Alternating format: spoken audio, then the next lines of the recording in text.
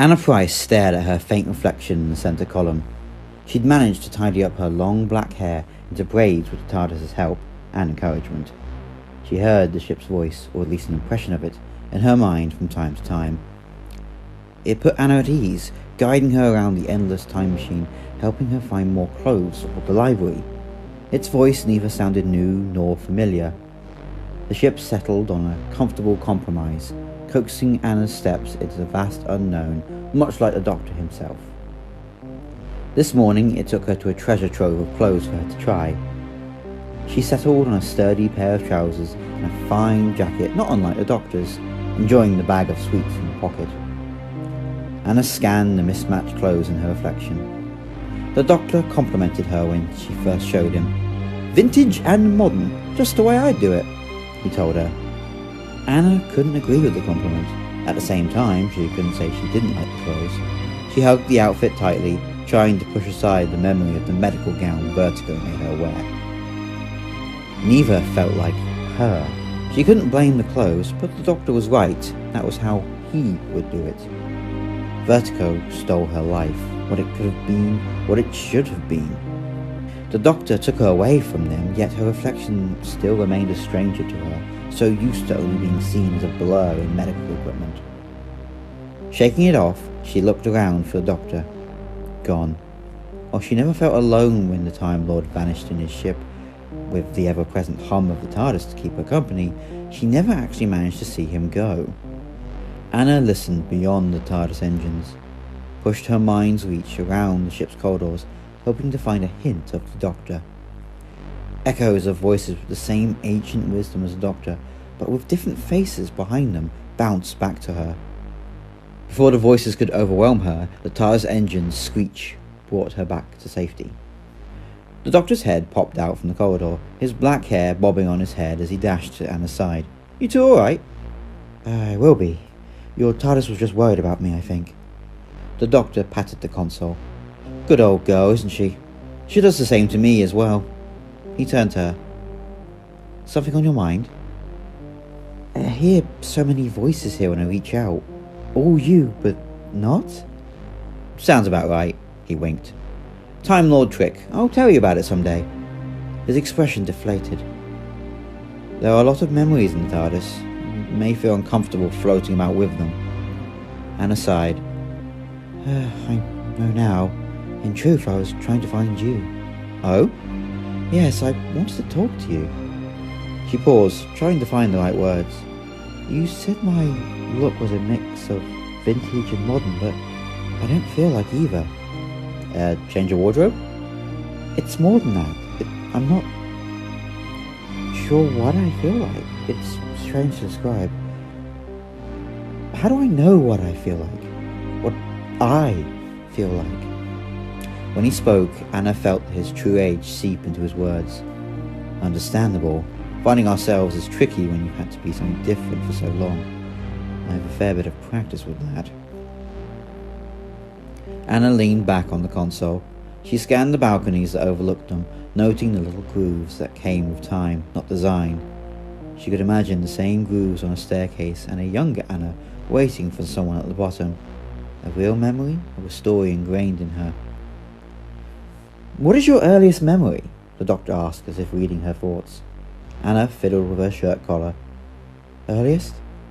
I don't know. I've been at Vertigo for as long as I can remember." "We could swing by head office," he suggested begrudgingly. The branch you were in was shut down, but the head office could have some answers. "I'd rather not." Her mind rattled at the railing. It pushed back at the Doctor, but he stood his ground until she allowed herself to calm it. "Neither would I. They have a long way to go to make up for what they've done." A spark flickered in the Doctor's eye. "I do know somewhere we could go." He began to stroll around the console, flicking switches and pushing buttons as he spoke. "An old friend of mine could help. He's a doctor." "Like you?" The Doctor chuckled. Not quite. More human than I. Dr. Gaiman, nice chap and fascinated with memory. Could help you uncover who you were before Vertigo." An image floated to the top of the Doctor's mind. Anna felt the fine wood of the cabin he showed on the tips of her fingers, along with the musk of a stranger's cologne tingling her nostrils. The doctor scratched his head, shaking off Anna's touch. I think that was his old house, to be fair. Sorry, I should have asked. He smiled, such an old smile. Most won't notice. You haven't been out and about for long, so don't be too hard on yourself. With one final lever, the engine started, the centre column letting out a low, rasping breath. The lights across the console pulsated with a rainbow of colour until the engines came to a sharp halt. Once the ship's vibrations calmed down, the doctor strolled across the TARDIS, plucking a long coat from a hook by the doors. Just like that? Ada took a step forward. She kept her gaze on the door, readying herself. Naturally, you're perfectly safe. How do you know it's safe? I said you'll be safe. I can't say if it's safe or not. I try not to jinx things. But no harm will come to you. That I can promise. The doctor flung the doors open, revealing the swirling multicoloured clouds slowly passing overhead. Uniform buildings stretched out around them. The tops of them gleamed with the pure white of a medical centre, but the further down Anna looked, the more they morphed into houses bricked up in warm tones. A street sign stood and disappeared at the end of the building. The path around it ran smoothly around the buildings, worn down to little more than a thin layer sitting above the dirt. I don't understand. Tentatively, she reached out with her mind, searching for someone to latch onto. The doors brimmed with something behind her, but no one came to her. Is this a hospital? The doctor stepped out. His smile fell away. It's meant to be a care home of sorts. People stay for a bit and then go back home. Their proper home, I mean. He plucked the sonic screwdriver from his pocket. So a temporary hospital, you could call it. The screwdriver's buzz hid whispers Anna was convinced that only she and the doctor truly heard. Partly gesturing for Anna to come with him, he stared into the end. The low light pulsated. He put it back without a word before striding out to the nearest door. Anna closed the TARDIS door. Her grip on the handle lingered for a moment until the doctor looked back at her with an ancient smile. The TARDIS door purred as her hand fell away. Wind flowed through the corners of the newer door. The doctor unfazed in front of it, watching her proudly. It creaked quietly, dozens of small movements spreading across the front to circle at the handle. She stopped the doctor from reaching for it. Anna glared at him until he stepped aside for her. Thank you. She straightened herself with a deep breath. Is it always like this? The unknown? Half and half. Her hand on the handle, the movements stopped. Here we go. She flung the door open. A thick light engulfed them both with a bitter air which struck her beautifully and mercifully different bitterness to the lab she spent most of her life in. As the light faded, the picture of an autumn day with its own unique gleam ushered her in with a sweeping field inside the building so much larger than it had any right to be. A house sat on a hill overlooking them. The calm warmth of the day stared down at her from high, the ceiling nowhere in sight. They stole my thing, the doctor said as he slipped by Anna. Grass crunched beneath his boot. Gaiman, my friend, what did you do? Anna touched a tear rolling down her cheek. Perplexed, she stared at the drop on her finger.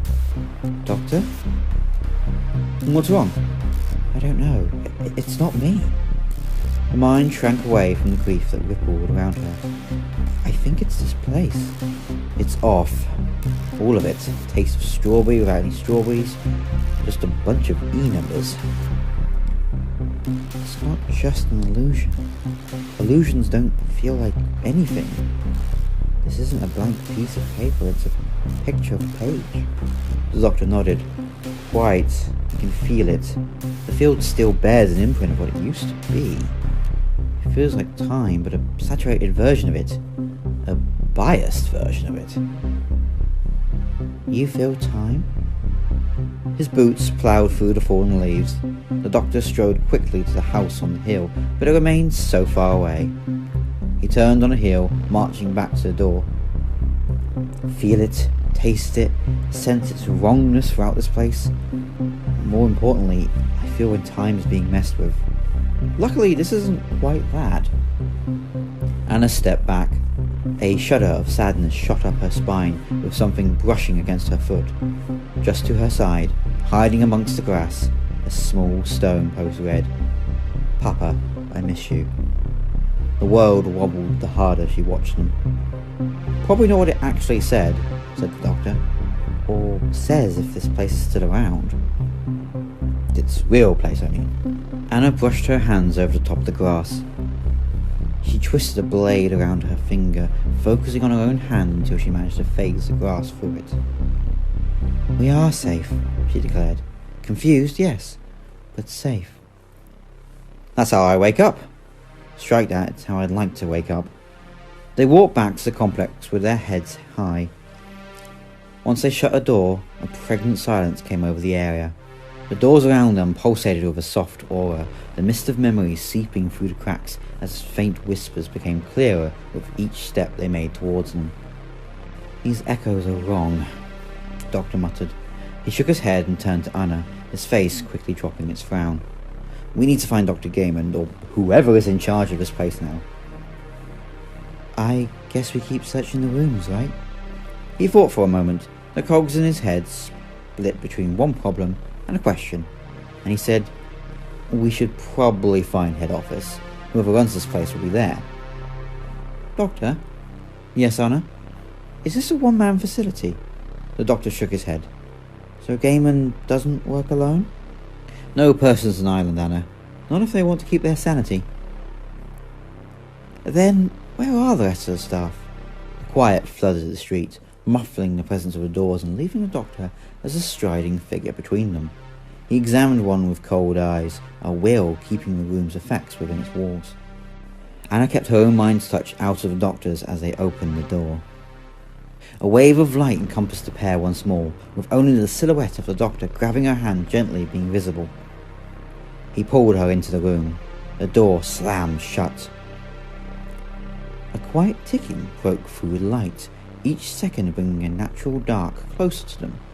Little by little, bright light fell down to a warm lamp sat atop a chest of drawers. Anna's hand dropped to her side. A small toy bear, stitched together in various shades of fur, watched Anna and the doctor as two looming figures in a small room. From a short bed. Another memory. She bent down, feeling the softness of the quilt, as alien to her as the TARDIS. Anna laid her head on the bed, looking up to the teddy from its feet. The doctor knelt next to her. "Are you alright?" "It's brilliant." "It's what you should have had." Anna's head shot up. The doctor gazed intensely at the door. Stickers littered the wood, smiling faces and cartoon spaceships telling them that the owner did a good job. Many of the stickers circled a large stenciled M, which held the doctor's attention. "Are you alright?" "A theory." He paused. "Did you ever find your room in the TARDIS?" "I have a room." "The TARDIS can make new rooms. Usually she makes rooms for newcomers rather quickly." He thought for a moment. "Where did you sleep?" Anna shrugged. "I think it was your library." She thought for a moment. "I'm perfectly comfortable there." He shook his head. "Books can sleep there, but you deserve a bedroom like this one. But more you. Whatever that may be." "Could I get a bookshelf for my room?" "Absolutely." The doctor jumped to his feet, tapping the M. "Could you look under the bed?" "Of course." She peered into the small gap under the mattress to be greeted by toy soldiers. Instinctively, she used her mind to move them closer to her. For a few moments, she lined the figures up. She imagined the ticking belonged to the old clock in the lab. The echoes of drumming fingers spurred her on.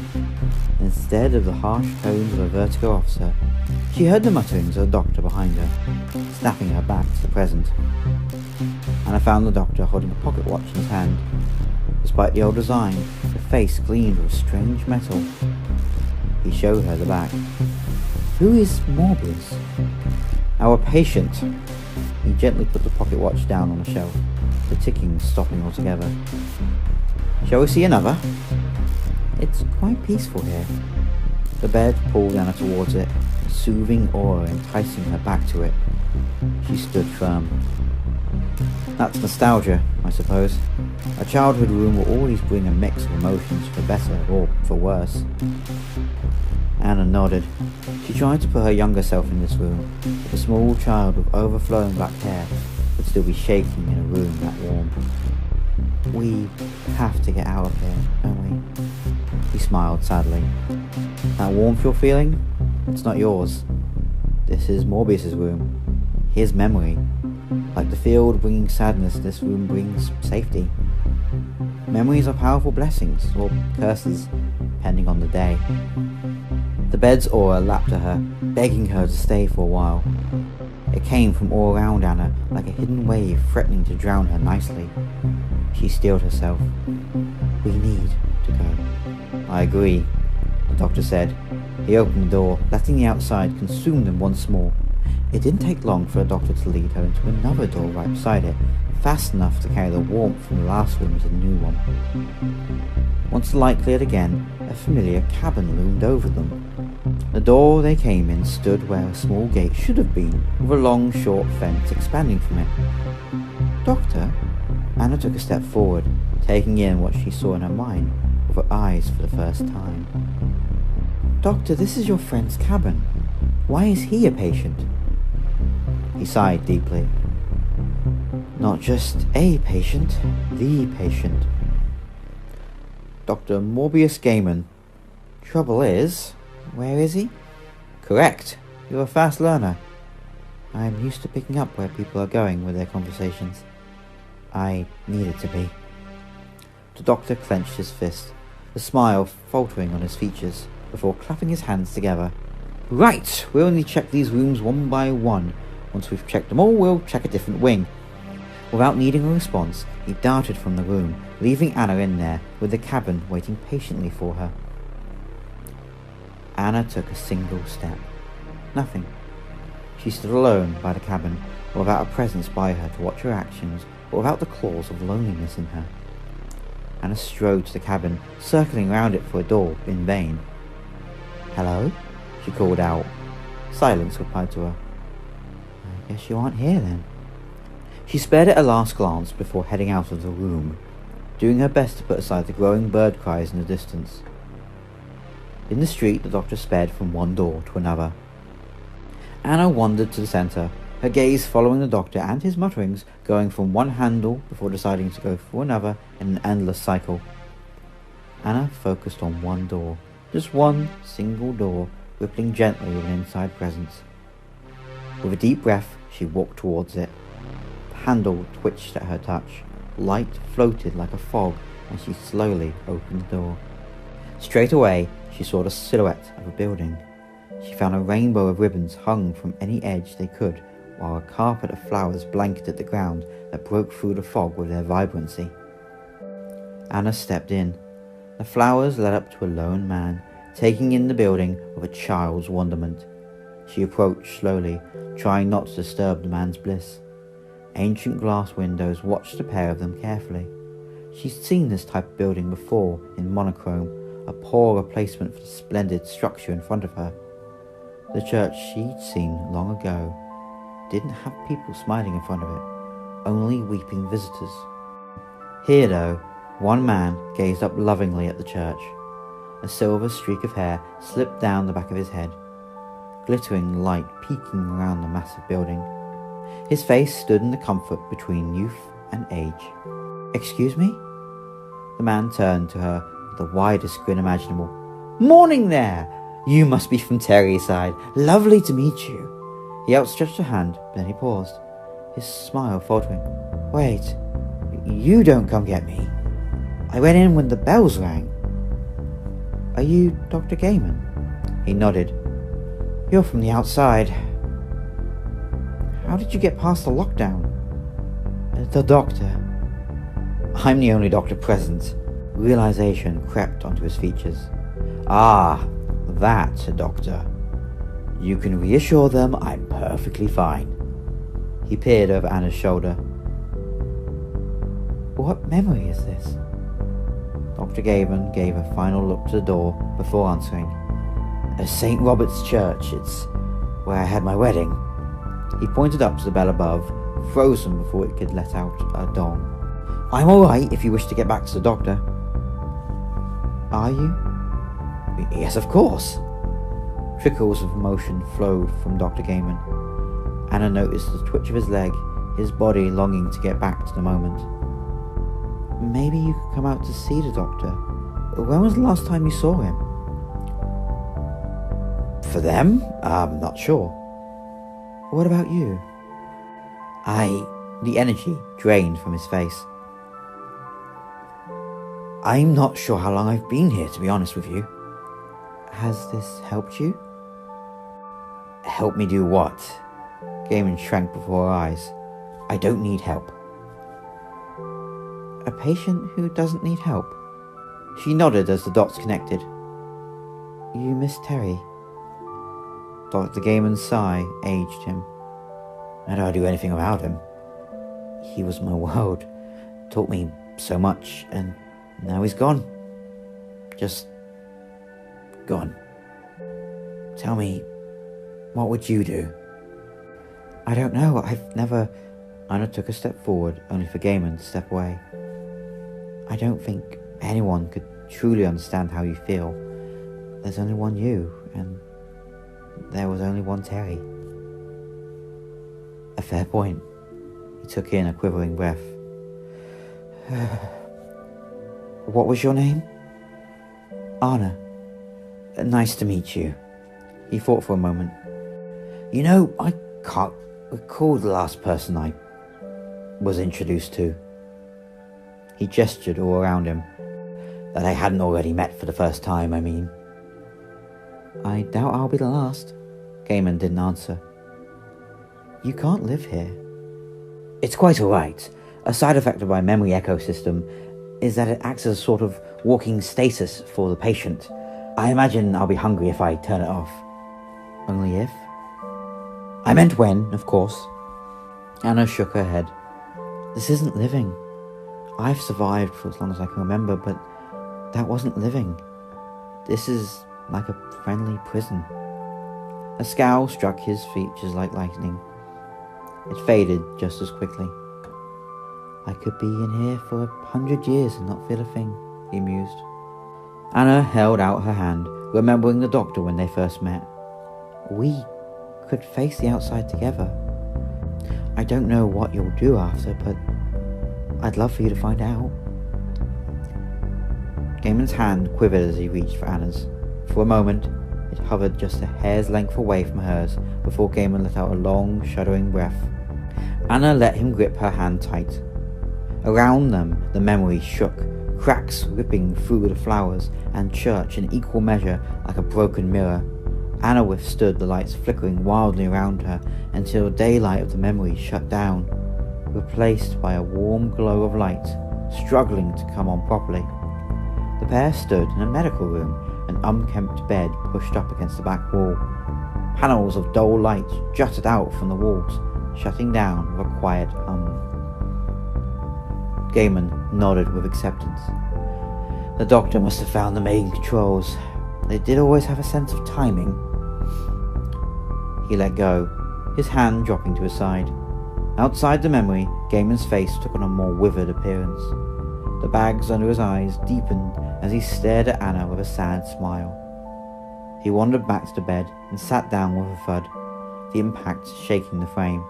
A deep growl erupted from his stomach. The next step appears to be lunch. Gaiman didn't move. He stared out into space, his now gaunt eyes struggling to hold back tears. Anna reached out mentally before pulling it back. Dr. Gaiman? He opened his mouth to speak, only for the doctor's head to quickly pop into the room. Anna, I see you found our friend. She did indeed, Gaiman croaked. I have much to thank her for, in fact. He looked back at Anna. What do you think I should do now? Look to the future? I wouldn't ask you to forget Terry. I ask you to live for him. You've chosen your new friend wisely, Doctor. If there's anything I could do to repay either of you. The doctor scratched his chin. If you could give me the echo machine, I'd be happy. Where did you get it from? Gaiman's face fell into shame. I have my connections, Doctor. You can take it away. I shouldn't have it. He bit his lip. I'd appreciate if you did it quickly before I changed my mind. Anna, was there something you wanted to ask him? She thought for a moment. Do you like sweets? Gaiman let out a dry chuckle. I used to have a sweet tooth as a kid. I have some back in the TARDIS. Would you like some? Gaiman nodded. The Doctor spun on his heels. Wonderful! I'll even fire up the food generators. Get us all a lovely English breakfast. What's that? Anna asked Gaiman. I have no idea, but it sounds nice. As long as the Doctor's not actually cooking, I think I'll live. With some strain, he pushed himself back to his feet. Anna darted to his side to support him. One step at a time, she told him. One step at a time. The words sank into her mind, a mantra for the rest of her days to come.